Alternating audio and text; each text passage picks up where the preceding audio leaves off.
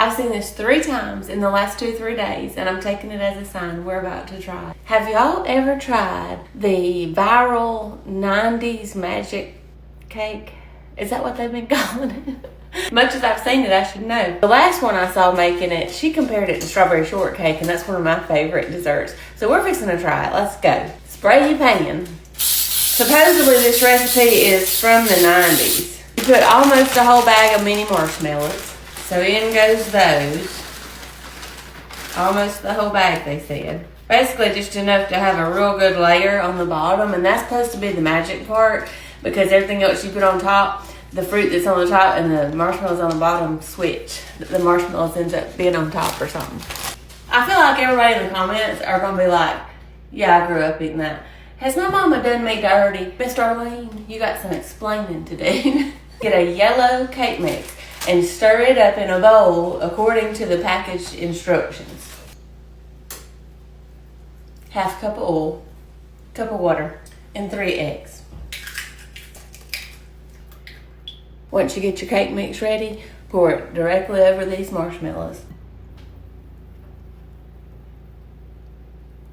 Don't stir it, but they said just kind of spread it out evenly. Get you some mostly frozen sliced strawberries. And when I say mostly frozen, I mean they're a little squishy, but they're still mostly frozen. Hey! Caden's home from school. He's about to get his homework done. Next step is going to be strawberry jello. None of them really say which size. So I got the family size, which is 6 ounces. I'm fixing to tell y'all if it looks right, because I've seen them do it.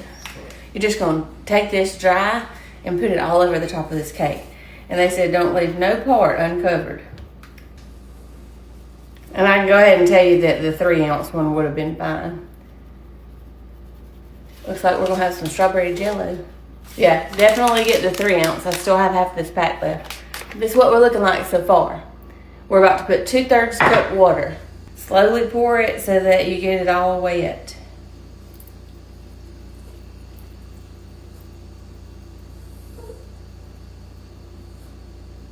And you still don't stir it. It smells so good. I'm gonna put it in a 350-degree oven for, they said about an hour, but one of them said hers was done in 45 minutes. So I'll come back and show you what it looks like. Okay, we're fixing to see how magical it is. Ooh, it feels so soft. The fruit is at the bottom. Ooh, yeah. That's what they said. They said the marshmallows was going to come to the top and the fruit was going to stay on the bottom. Oh, look. It is pretty once you cut into it. And the strawberries did go to the bottom. That is really The marshmallows kind of caramelized on the top a little bit. We're going to put some Cool Whip on it. Mmm.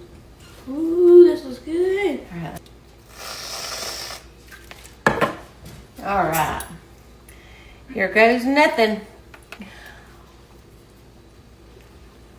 Mm-hmm. Oh, yeah, I like that.